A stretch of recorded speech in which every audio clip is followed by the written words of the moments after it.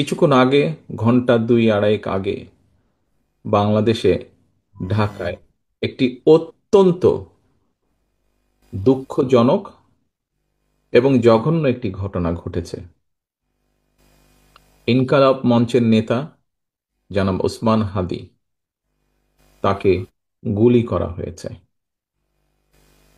তার উপরে গুলিবর্ষণ করা হয়েছে।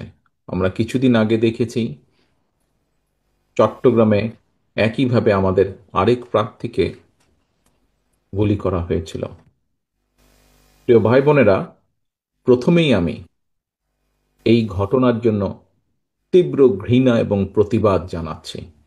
আমাদের উচিত হবে সারা বাংলাদেশে গণতন্ত্রের পক্ষে যত মানুষ আছে প্রত্যেকটি মানুষের উচিত হবে এই ঘটনার তীব্র প্রতিবাদ এবং ঘৃণা জানানোর। আসো, আমাদের আজকের এই অনুষ্ঠান থেকে আমরা এই ঘটনার প্রতি তীব্র ঘৃণা এবং প্রতিবাদ জানাই।